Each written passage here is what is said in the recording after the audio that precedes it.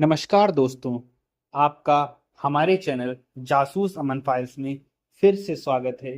तो आज हम देखने वाले हैं जासूस अमन और उनके सहयोगी पिद्दू सिंह का एक नया केस। तो चलिए बिना देरी के शुरू करते हैं। जासूस अमन अपने चिंतन भवन के शांत किताबों से भरे कमरे में एक छोटी मेज पर झुके हुए थे। वह शतरंज की एक प्राचीन और जटिल समस्या पर विचार कर रहे थे, जहां जीत के लिए केवल एक चाल बाकी थी। उनके बगल में पिद्दू सिंह अपनी नोटबुक में गुलाब जामुन की नई रेसिपी के अनुपात को हल करने के बजाय शतरंज के चेस बोर्ड पर बने जटिल पैटर्न को देखकर गणितीय समीकरण बनाने की कोशिश कर रहे थे। अमन ने चेस बोर्ड से नजर हटाए बिना कहा, पिद्दू सिंह, तुम संख्याओं को ज्यामितीय रूप में नहीं देख रहे हो। तुम हल कभी ढूंढ नहीं पाओगे। सिद्धू सिंह थोड़ा झुंझला कर बोला, लेकिन अमन, मैं अनुपात को 3 दशमलव स्थानों तक सही कर रहा हूं। गणित ही एकमात्र सत्य है। अमन मुस्कुराए। तभी उनका निजी फोन बजा। स्क्रीन पर इंस्पेक्टर गुप्ता का नाम चमक रहा था। अमन ने फोन उठाया। इंस्पेक्टर गुप्ता की आवाज में हताशा नहीं, बल्कि एक अजीब सी असहायता थी। इंस्पेक्टर गुप्ता बोले, अमन, मामला हत्या का नहीं है, पर हत्या से भी ज्यादा उलझा हुआ है। शहर के सबसे व्यस्त चौराहे पर एक भयानक कार दुर्घटना हुई है। हमें लगता है कि यह हत्या थी, लेकिन हमारे पास कोई गवाह नहीं है। आपको तुरंत आना होगा। अमन और पिद्दू सिंह तुरंत घटनास्थल की ओर निकल पड़े। दुर्घटनाग्रस्त कार पूरी तरह पिचक चुकी थी। कार में सवार एक धनी व्यापारी मिस्टर किशोर की मौत हो चुकी थी। जासूस अमन गंभीरता से बोले, पेद्दो सिंह, यह कोई साधारण दुर्घटना नहीं है। टक्कर के लिए कार की गति अस्वाभाविक रूप से तेज क्यों थी? इंस्पेक्टर गुप्ता अमन को एक ओर ले गए। वहां एक छोटी लड़की रीमा खड़ी थी। वह कार के पास खेल रही थी और दुर्घटना की एक लौती गवाह थी। इंस्पेक्टर गुप्ता बोले, यह रीमा है। वह सब कुछ देखकर सदमे में चली गई है। वह कुछ बोल नहीं रही है। वह हमारा खामोश गवाह है। अमन ने बच्ची को देखा। रीमा अपनी आंखें मूंद कर लगातार रो रही थी, लेकिन उसकी उंगलियां बार बार हवा में एक खास विचित्र इशारा कर रही थी। जासूस अमन बोले, पिद्दू सिंह, यह लड़की सदमे में है, लेकिन उसकी शारीरिक भाषा हमसे कुछ कहना चाह रही है। इससे खामोश गवाह के डर को हमें पढ़ना ही होगा। जासूस अमन ने इंस्पेक्टर गुप्ता से अनुरोध किया कि वे रीमा को शांत और सुरक्षित जगह पर ले जाएं, लेकिन उससे पहले उन्होंने पिद्दू सिंह को घटनास्थल के पास की सड़क और झाड़ियों की गहन जांच करने को कहा। अमन ने कहा, पिद्दू सिंह, मिस्टर किशोर की कार अस्वाभाविक रूप से तेज थी। इसका मतलब है या तो किशोर को जानबूझकर तेज भगाया गया, या कोई चीज उनकी कार से टकराई जिसने उन्हें गति बढ़ाने पर मजबूर किया। पिद्दू सिंह ने अपने हाथों में दस्ताने पहने और दुर्घटना स्थल के चारों ओर झाड़ियों और फुटपाथ की दरारों की जांच शुरू कर दी। अचानक पिद्दू सिंह ने गहरे छायादार झाड़ी के नीचे एक वस्तु देखी। वह एक साधारण पत्थर नहीं था। पिद्दू सिंह चौंक कर बोले, अमन, यहां देखो। पिद्दू सिंह ने एक छोटी चमकदार धातु की गेंद उठाई। गेंद इतनी छोटी थी कि उसे आसानी से नजरअंदाज किया जा सकता था, लेकिन उस पर धूल या कीचड़ का कोई भी निशान नहीं था। अमन ने गेंद को अपने हाथ में लिया और वह बोला, यह कोई साधारण धातु नहीं है। यह रेडियोधर्मी कोबाल्ट के मिश्रण से बनी है, जिसका उपयोग अति संवेदनशील औद्योगिक सेंसर में होता है। तभी बिंदु सिंह बोल पड़े, लेकिन यह यहाँ क्यों है? अमन ने गेंद को ध्यान से देखा और एक और चौंकाने वाली चीज पर ध्यान दिया। गेंद पर एक बेहद ही बारीक छेद था और छेद के किनारे पर सूखी हुई स्याही का निशान था। वही बैंगनी स्याही जिसका उपयोग यूनिवर्सिटी के वैज्ञानिक करते हैं। अमन ने कहा, बिंदु सिंह, यह हत्या का हथियार है। किसी ने इस गेंद को मिस्टर किशोर की कार पर फेंका और यह टक्कर जानबूझकर कराई गई। बिंदु सिंह बोला, लेकिन गेंद से कार क्यों टकराएगी? अमन बोले, नहीं बिंदु सिंह, यह गेंद मिस्टर किशोर की कार से नहीं टकराई, बल्कि उनकी आंखों से टकराई। यह रंग ब्लाइंड जहर है। बिंदु सिंह के हाव भाव देखकर समझ में आ गया था जासूस अमन को कि इन्हें कुछ भी समझ नहीं आया है। अमन बोला, यह बैंगनी स्याही विशेष रासायनिक गुण रखती है। यह गेंद पर लगी थी। किसी ने इस गेंद को मिस्टर किशोर की कार के शीशे पर फेंका होगा। जैसे ही गेंद टकराई, स्याही का धुआं शीशे पर फैल गया, जिससे मिस्टर किशोर को अस्थायी रूप से रंग अंधापन यानी कि कलर ब्लाइंडनेस हो गया। घबराहट में उन्हें सामने की कार के ब्रेक लाइट दिखे नहीं होंगे और उन्होंने कार की गति बढ़ा दी होगी। यह एक रसायन पर आधारित हत्या है। अब हमारे पास दो सबूत थे। पहला, मिस्टर किशोर को जानबूझकर मारा गया है और दूसरा, हत्यारा कोई रसायन विज्ञान या उद्योग से जुड़ा व्यक्ति है। जासूस अमन ने बिंदु सिंह की खोज, धातु की गोंद और बैंगनी स्याही की पुष्टि करने के लिए उन्हें तुरंत अपने गुप्त प्रयोगशाला में भेजा। बिंदु सिंह ने थोड़ी देर बाद गुप्त प्रयोगशाला से फोन वापस किया। बिंदु बोला, अमन, यह बैंगनी स्याही और कोबाल्ट का मिश्रण असाधारण है। यह लखनपुर की किसी भी यूनिवर्सिटी या उद्योग में नहीं बिकता है। यह शायद बाहर से मंगाया गया है और इसे केवल 2 या 3 बड़ी फार्मास्यूटिकल कंपनियां ही प्रयोग करती हैं, जो अति संवेदनशील रसायनों पर काम करती। अमन को समझ में आ गया, यानी कि हत्यारा कोई स्थानीय अपराधी नहीं है, बल्कि वह कोई एक ऐसा व्यक्ति है जिसका सीधा संपर्क उच्च स्तरीय औद्योगिक रसायन से है। वह बोला, बिंदु सिंह, ऐसा करो कि तुम उन कंपनियों की सूची बनाओ जो यह रसायन तैयार करती। अमन रीमा को इंस्पेक्टर गुप्ता के पास छोड़कर खुद उनके माता पिता से मिलने चले जाते। अमन ने अंदाजा लगाया कि माता पिता रीमा के झुंझलाहट भरे इशारों को नजरअंदाज कर रहे हैं। अमन ने रीमा को चुपचाप एक रंगों की किताब दी। जैसे ही रीमा ने बैंगनी रंग देखा, वह अचानक चीख कर रोने लगी और फिर से चुप हो गई। अमन को समझ में आ गया था कि रीमा सदमे में नहीं है, वह डर में है। वह हत्यारे को जानती है और हत्यारे ने शायद उसे धमका रखा है। बाद में जब जासूस अमन रीमा के माता पिता से बहुत देर तक प्रश्न उत्तर करते हैं, तब अंततः रीमा के माता पिता टूट जाते हैं और वह बताते हैं कि दुर्घटना होने के कुछ देर बाद जब रीमा अपने घर वापस आ गई थी, एक मोटा तगड़ा आदमी जो एक महंगी गहरे बैंगनी रंग की कार में था, रीमा के पास आया था और उस आदमी ने रीमा को चॉकलेट दी और फुसफुसाते हुए कहा कि अगर उसने किसी को इस कार या उस बैंगनी रंग के बारे में बताया तो वह उसके प्यारे कुत्ते टॉमी को मार देगा।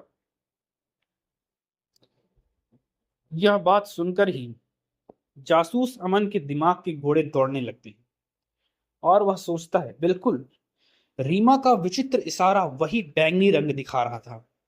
हत्यारा जानता था कि कार दुर्घटना हो गई है और वह रीमा को देख चुका था। इसलिए जैसे ही रीमा घर पहुंचती है, वह तुरंत ही रीमा को मौके पर ही धमकाने आ जाता है ताकि कोई गवाह न रहे। यह हत्यारा मिस्टर किशोर का पारिवारिक या व्यावसायिक दुश्मन हो सकता है और उसका संबंध बैंगनी रंग की कार और फार्मा कंपनियों से तो बिल्कुल ही है। अब हम आगे देखते हैं। जब जासूस अमन पिद्दू सिंह की खोज और रीमा के खुलासे को एक साथ रखता है, वह बोलता है, पिद्दू सिंह, तुमने कंपनियों की सूची तो तैयार कर ही ली होगी। तब वह बोलता है, हाँ, मैंने फार्मा कंपनियों की सूची और मिस्टर किशोर के व्यापारिक रिकॉर्ड की गहन जांच करी है और मुझे यह भी पता चला है कि मिस्टर किशोर की कंपनी 3 फार्मा कंपनियों के साथ एक गुप्त सरकारी प्रोजेक्ट पर विवाद में है। तीनों कंपनियों के मालिक थे मिस्टर वर्मा, जो कि उनके कंपटीटर थे, डॉक्टर मेहता, जो कि सलाहकार थे, और श्रीमती राय, जो कि एक साइंटिस्ट थी। अमन सोचता है, हो ना हो, इन तीनों में से ही कोई एक हत्यारा है पिद्दू सिंह। लेकिन हत्यारे को रसायन और बैंगनी कार दोनों का उपयोग करना था। बाद में अमन को पता चला कि रीमा का बैंगनी रंग का इशारा केवल रंग नहीं था। उन्होंने मिस्टर किशोर की कंपनी के पुराने दस्तावेजों की जांच की थी और अमन को यह पता चला था कि मिस्टर किशोर एक सनकी थे। उनकी कंपनी का कोड था बैंगनी रंग, जिसका मतलब होता है विजय। रीमा उस बैंगनी रंग के साथ साथ अपनी उंगलियों से हवा में एक विशिष्ट एम आकार का इशारा कर रही थी। पिद्दू सिंह बोला, बैंगनी विजय और एम, इसका क्या मतलब हो सकता है? अमन कहते हैं, इसका मतलब है हत्यारे का संबंध विजय या सफलता से है और एम किसी नाम या ठिकाने का पहला अक्षर हो सकता है। यह डॉक्टर मेहता या श्रीमती राय में से किसी एक की ओर इशारा करता है, क्योंकि वर्मा का नाम तो वी से शुरू होता है। जांच में हमें पता चलता है कि सरकारी प्रोजेक्ट किसी पुराने मादक पदार्थ के शोध से जुड़ा था, जिसे तीनों फार्मा कंपनियां नियंत्रित करना चाहती थी। जासूस समन कहते हैं, हत्या का असली मकसद पदार्थ का नियंत्रण है। हत्यारा मिस्टर वर्मा नहीं है, बल्कि वह है जिसके पास पदार्थ का सूत्र है और जो इसे अपने नाम एम के लिए चाहता है। अमन और पिद्दू सिंह डॉक्टर मेहता और श्रीमती रॉय पर ध्यान केंद्रित करते हैं। डॉक्टर मेहता, जो कि डॉक्टर वर्मा के मिस्टर वर्मा के सलाहकार थे, वह अत्यधिक धनवान और अहंकारी थे, लेकिन उनके पास कोई बैंगनी कार नहीं थी, ना ही वे कार खुद चलाते थे। श्रीमती राय, जो कि वैज्ञानिक थी, उनकी फार्मा कंपनी के पास बैंगनी रंग की कार थी, लेकिन वह बहुत शांत और विनम्र थी। उनके पास उस पदार्थ का मूल रासायनिक सूत्र था।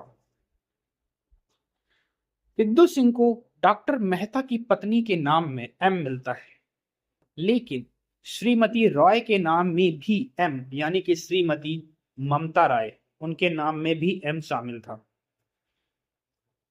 अमन सोचता है, शायद हत्यारा कोई ऐसा व्यक्ति है जिसने जानबूझकर अपनी पत्नी या सहयोगी का नाम इस्तेमाल किया। हम डॉक्टर मेहता से शुरुआत करेंगे। वह इतने धनी हैं कि वह सीधे तौर पर शामिल नहीं होंगे, बल्कि किसी को मोहरा बनाना ही चुनेंगे। बाद में अमन और पिद्दू सिंह डॉक्टर मेहता से उनके आलीशान कार्यालय में पूछताछ करते हैं। डॉक्टर मेहता हर सवाल का जवाब आत्मविश्वास से देते हैं, लेकिन अमन उनकी आंखों में एक हल्की सी बेचैनी देखते हैं। अमन पूछते हैं, डॉक्टर मेहता, आपकी पत्नी के नाम में एम है, और आपके पास वह बैंगनी विजय का कोड भी है। डॉक्टर मेहता, यह मजाक है अमन, मेरी पत्नी उस प्रोजेक्ट में शामिल भी नहीं है। जासूस अमन डॉक्टर मेहता के झूठ को पकड़ लेते हैं, लेकिन उन्हें पता चलता है कि डॉक्टर मेहता ने हत्या खुद नहीं की। डॉक्टर मेहता ने शायद रीमा को धमकाने के लिए किसी मोहरे का इस्तेमाल किया है और उस मोहरे ने ही हत्या की है। हमें उस मोहरे को ढूंढना होगा जो कमजोर है लेकिन बैंगनी कार तक अपनी पहुंच रखता है। थोड़ी सी छानबीन करने के बाद जासूस अमन को पता चलता है कि डॉक्टर मेहता के कार्यालय का एक युवा चपरासी जिसका नाम संजय था, वह श्रीमती राय की कंपनी में पार्ट टाइम जॉब भी करता था। संजय गरीब था और आसानी से पैसे के लिए फुसलाया जा सकता था।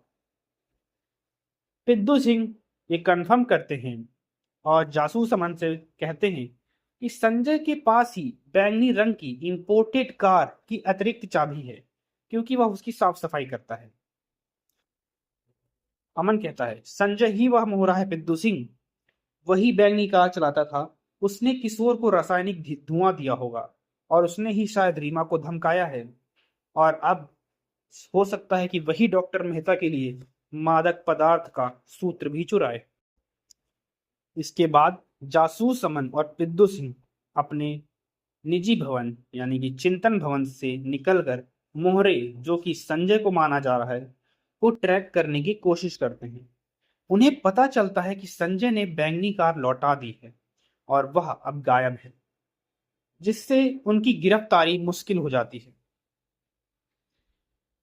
तभी अमन कहता है, संजय को अभी भी पैसे की जरूरत होगी और डॉक्टर मेहता अब उसे खुद नहीं मिलेंगे। संजय किसी तटस्थ जगह पर जाने की कोशिश करेगा जो कि शहर से काफी दूर हो, या फिर हो सकता है कि वो ऐसी जगह पर मिले जो एकदम भीड़ भाड़ से भरी हो।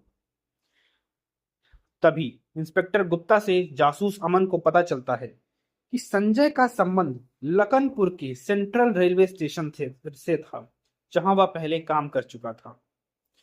अमन और पिद्दू सिंह रेलवे स्टेशन पहुंचते हैं। उन्हें पता चलता है कि संजय ने एक लंबी दूरी की ट्रेन में टिकट बुक की है और वह रात 10 बजे भागने वाला है। अमन और पिद्दू सिंह रात 10 बजे से ठीक पहले सेंट्रल स्टेशन पर पहुंचते हैं। वे जानते हैं कि उनकी भीड़ में संजय को ढूंढना ही होगा। पिद्दू सिंह भीड़ में डॉक्टर मेहता को देख लेते हैं। डॉक्टर मेहता एक बड़े कोट में संजय को एक गुमनाम ब्रीफ केस देते हुए दिखाई देते हैं। शायद ये पैसे के बदले सूत्र चुराने की अंतिम योजना हो। डॉक्टर मेहता भी जासूस अमन और पिद्दू सिंह को देख लेते हैं और वह तुरंत ही भागने की कोशिश करते हैं, लेकिन अमन उन्हें रोकते हैं।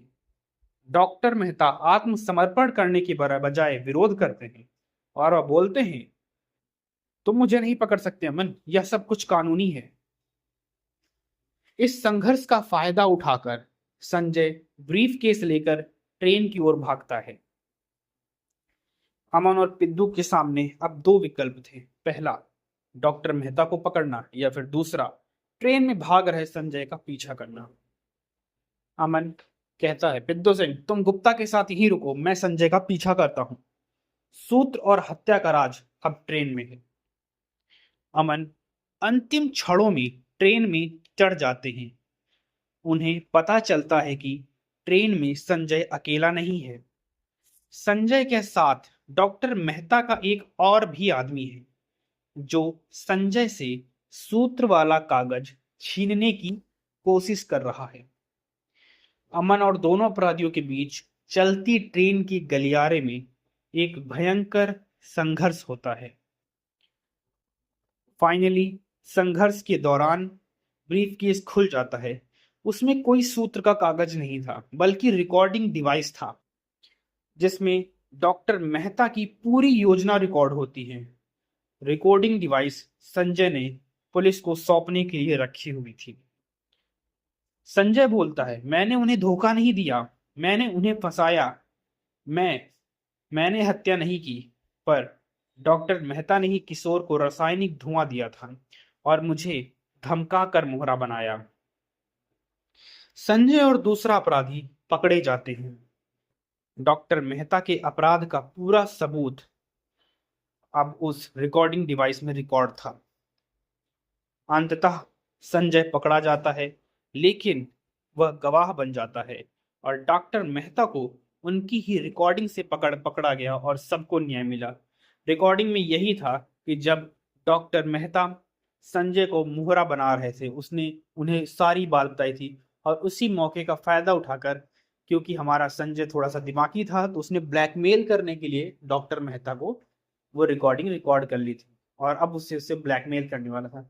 लेकिन बाजी पलट गई और अंततः सबको न्याय मिल गया। दोस्तों, ये कहानी यहीं तक थी। ये कहानी यहाँ तक सुनने के लिए आपका धन्यवाद। हमारे चैनल पर हर रात एक नई कहानी आ जाती है, उसे भी सुनें और आप हमारे चैनल को सब्सक्राइब करें, वीडियो लाइक करें और यहाँ तक कहानी सुनने के लिए आपका धन्यवाद। शुभ रात्रि।